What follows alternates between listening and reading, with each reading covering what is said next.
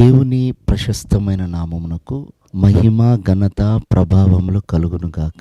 వీక్షిస్తున్న మీ అందరికీ నా యొక్క శుభాభివందనాలు తెలియజేస్తున్నాను. ఈరోజు మన దేవుని వాగ్దానం నిర్గమకాండం 34వ అధ్యాయము 10వ వచనం.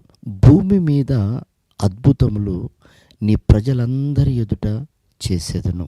ప్రియమైనటువంటి దేవుని బిడ్డలారా, మన దేవుడు అద్భుతకరుడు, ఆశ్చర్యకరుడు, ఆలోచనకర్త అని ఆయనకు పేరు.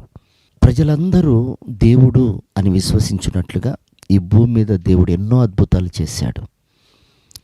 సముద్రాన్ని చీల్చాడు, ఆకాశం నుండి మన్నా కురిపించాడు, బండ నుండి నీరు తెప్పించాడు, ఫరో సైన్యమంతా సముద్రములో హతమయ్యేలా చేశాడు.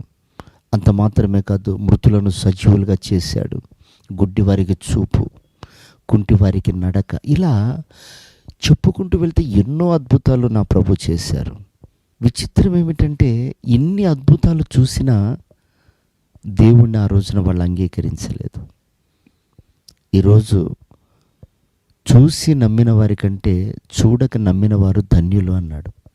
అంటే ఈరోజు మనం ఎంత ధన్యులు. చూడకపోయినా మనం ప్రభుని విశ్వసించి నమ్మాం.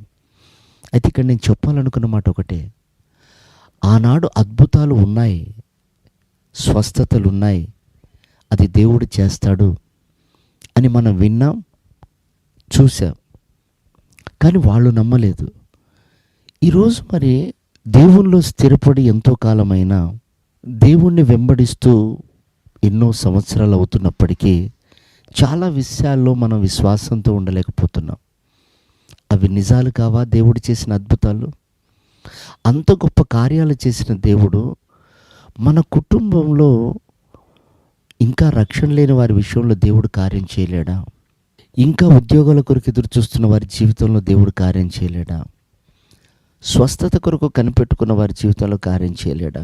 అయితే ఒకటి, దేవుడు చేస్తాడు అన్న విశ్వాసం ఉన్న మనలో వైరాగ్యం చల్లారిపోకూడదు, ఆత్మ కృంగిపోకూడదు. నువ్వు ఎంత బలహీనుడివైనా, ఏవి జరగకపోయినా ఆత్మ ఎల్లప్పుడూ సిద్ధమే అనుంది బైబిల్లో. అంటే పరిగెత్తడానికి, కార్యాలు చేయటానికి, ప్రార్థన చేయటానికి, ప్రభువుని వేడుకోవటానికి, ప్రభువుని వెతకటానికి ఆత్మ ఎల్లప్పుడూ సిద్ధమే. ఆత్మ సిద్ధంగా ఉందంటే ఆనందంగా ఉంటుంది, చింతించదు, బలహీనపరచబడదు కదా.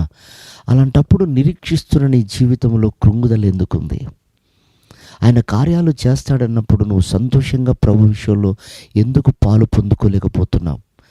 ఆ కుయుక్తికరమైనటువంటి అపవాది ఆలోచనను మనం పసిగట్టి ప్రార్థన ద్వారా దాన్ని జయించగలిగితే మనకిచ్చిన ఈ నిరీక్షణ ఏనాడు సిగ్గుపరచకుండా దేవుడు కార్యాలు జరిగిస్తాడు. అట్టి కృప ఈ ఉదయకాలం ప్రభు మనందరికీ అనుగ్రహించి ఆయన రాకడకు సిద్ధపరచును గాక. ఆమేన్.